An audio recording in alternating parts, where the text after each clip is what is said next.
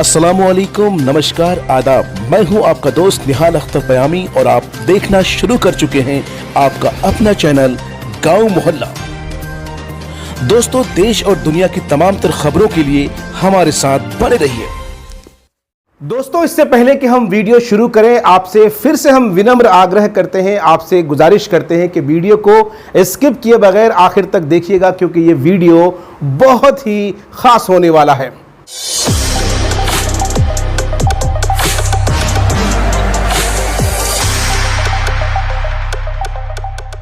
साथियों, जैसा कि आप सबको मालूम है, इस वक्त बिहार विधानसभा चुनाव को लेकर गहमा गहमी का माहौल है। 2 दिन पहले हमने आपको बताया था कि किस तरह से मजलिस इत्तेहादुल मुस्लिमीन के प्रदेश अध्यक्ष अख्तरुल ईमान ने जीतन राम मांझी, जो हम के राष्ट्रीय अध्यक्ष हैं, उनसे उनके आवास पर पटना मुलाकात हुई थी। मुलाकात के बाद अलग अलग तरह के कयास लगाए जा रहे थे। कहा यह जा रहा था कि तकरीबन दोनों पार्टियों के बीच में साहब डील फाइनल हो चुकी है, और कयास ये भी लगाया जा रहा था कि MIM और हम जो है तमाम तर सीटों पर, यानी बिहार के तमाम तर सीटों पर अपने उम्मीदवार उतारेंगे। हालांकि जब बाद में मीडिया ने अख्तरुल ईमान से बात की, जब बाद में मीडिया ने जीतन राम मांझी के जो प्रवक्ता है दानिश जी, उनसे बात की, तो पता ये चला कि खुलकर किसी ने नहीं कहा कि साहब हमने गठबंधन को लेकर कोई चर्चा की है, कोई बात की है। दोस्तों, ये तो पुरानी बात रही। हम आपको एक नई बात बताने वाले हैं। नई बात यह है दोस्तों, जैसा कि आप सबको मालूम है, कल पप्पू यादव ने जो प्रेस कॉन्फ्रेंस किया, और अपने प्रेस कॉन्फ्रेंस में उन्होंने SDPI और PFI, SDPI यानी social democratic party of India, और PFI यानी पॉपुलर फ्रंट ऑफ इंडिया, ये 2 पार्टीज हैं, पॉलिटिकल पार्टीज हैं, जिन पार्टीज से इन्होंने अपने गठबंधन की बात को स्वीकार की थी। ये कल की बात थी। लेकिन आज जब फिर पत्रकारों ने उनसे पूछा कि बिहार विधानसभा चुनाव में क्या आप SDPI और PFI के साथ ही गठबंधन करेंगे, तो पप्पू यादव ने कहा कि राजनीति में ना तो कोई अस्थाई दोस्त होता है और ना ही कोई अस्थाई दुश्मन होता है। कुल मिलाकर ये कि पप्पू यादव ने इशारों में ये कह दिया है कि हम अपने हम ख्याल पार्टियों के साथ गठबंधन करने के लिए तैयार हैं। और ये जुमला खुद पप्पू यादव ने कहा कि हम उन तमाम पार्टियों को वेलकम कहते हैं, तमाम पार्टियों का स्वागत करते हैं जो हम ख्याल हैं, जो हम मिजाज हैं। दोस्तों, आपको बताते चलें कि मजलिस इत्तेहादुल मुस्लिमीन के प्रदेश अध्यक्ष अख्तरुल ईमान साहब भी इस जुमले को पहले दोहरा चुके हैं। लगातार कई बार वो कह चुके हैं कि इस दफ़ा यानी 2020 के बिहार विधानसभा चुनाव में हम अपने हम ख्याल पार्टियों के साथ गठबंधन करने के लिए तैयार हैं। अख्तरुल ईमान साहब बारहा ये कहते आ रहे हैं कि वो पार्टियां जो अपने आप को सेकुलर कहती हैं, वो पार्टियां जो कहती हैं कि हम जो है साहब देश के संविधान को बचाने की बात करते हैं, देश की एकता, अखंडता और आपसी भाईचारे को मजबूत करने की बात करते हैं, ऐसी पार्टियों से मेरी गुजारिश है, मेरी अपील है कि आप अपने गठबंधन में हमें शामिल कीजिए।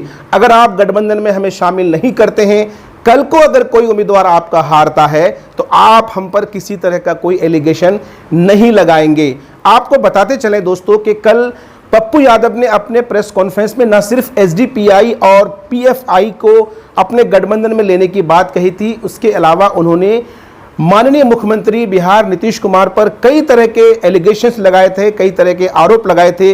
उन्होंने कहा था कि नीतीश कुमार के राज में युवाओं को रोजगार मिलना बंद हो गया है। लॉकडाउन के बाद जितने भी लोग अपने अपने घरों को आए हुए हैं, वो तमाम के तमाम लोग घरों पर बेरोजगार बैठे हैं। सरकार ने जिन्हें काम देने की बात कही थी, दरअसल वो ढाक के 3 पात, किसी को कोई धंधा काम नहीं मिला है। आज लाखों नहीं, करोड़ों की संख्या ऐसी है युवाओं की जो अपने अपने घरों में बेरोजगार बैठे हैं। साथ ही साथ पप्पू यादव ने कोरोना को लेकर भी नीतीश कुमार पर प्रहार किया और कहा कि नीतीश कुमार की कथनी और करनी सिख मोदी जैसी है। जिस तरह से मोदी जी कहते कुछ हैं, करते कुछ हैं, ठीक उसी तरह से नीतीश कुमार जी का कोरोना को लेकर कथनी और करनी दोनों में बड़ा फर्क है। कोरोना की मार झेल रहे बिहार वासियों का सही से इलाज नहीं हो पा रहा है, अस्पतालों में बुनियादी सहूलियात अवेलेबल नहीं है, जिसकी वजह से न लोगों का टेस्ट हो पा रहा है और न ही दूसरी सुविधाएं उन्हें दी जा रही है।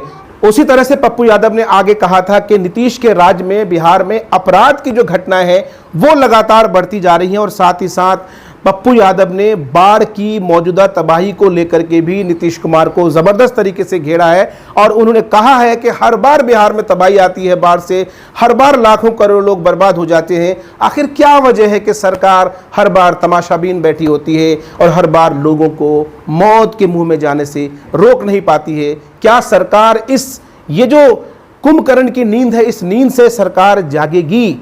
ये इस तरह के एलिगेशंस पप्पू यादव की तरफ से जो है साहब कल के प्रेस कॉन्फ्रेंस में किए गए थे। आज जब पत्रकारों ने उनसे पूछा कि सर थर्ड फ्रंट कैसा होगा, आपका गठबंधन कैसा होगा, उन्होंने फिर से दोहराया कि हम ख्याल पार्टियों का वेलकम है, हम ख्याल पार्टियों का स्वागत है। दोस्तों यहाँ पर हम एक बात और भी कहना चाहेंगे, पूरे बिहार से एक मिजाज बन रहा है और पूरे बिहार के तमाम तर लोगों की यही राय है कि अगर ये लोग, मैं उन लोगों का नाम आपको बताने जा रहा हूं, अगर ये लोग एक प्लेटफॉर्म पर आ जाते हैं तो यकीनी तौर पर बिहार में बहुत बड़ा भूचाल आने की संभावना है। वो है मजलिस-ए-इत्तेहादुल मुस्लिमीन के बैरिस्टर असदुद्दीन ओवैसी साहब, पप्पू यादव जी, कुशवाहा जी, कन्हैया कुमार जी की पार्टी और जीतन राम मांझी की पार्टी, हम पार्टी। यानी ये सारे लोग अगर एक प्लेटफॉर्म पे आ जाएं तो निश्चित रूप से बिहार की राजनीति में भूचाल आना तय है। ये हम नहीं कहते हैं, गांव मोहल्ला नहीं कहता है, तमाम तर सर्वे और तमाम तर इंटेलेक्चुअल्स यही कहते हैं कि अगर ये लोग जिनका हमने अभी अभी जिक्र किया है, ये एक प्लेटफॉर्म पर आकर एक थर्ड फ्रंट बनाते हैं तो निश्चित रूप से बिहार की जो मौजूदा सरकार, नीतीश सरकार है, एनडीए की सरकार है, इन्हें बहुत बड़ा खामियाजा उठाना पड़ सकता है। आपने देखा किस तरह से कल बिहार के ही एक बीजेपी के नेता जब बाढ़ पीड़ितों से मिलने के लिए गए तो वहां उन्हें किस तरह से खदेड़ा गया। आप यकीन जानिए बिहार में इस वक्त लोगों में ज़बरदस्त रोष है और कहीं ना कहीं लोग बदलाव चाहते हैं, लेकिन अफसोस की बात यह है कि एनडीए के सामने गठबंधन बहुत कमज़ोर है। थर्ड फ्रंट अगर बनता है तो यकीनन बिहार की दशा और दिशा बदल सकती है, संभल सकती है, बेहतर हो सकती है।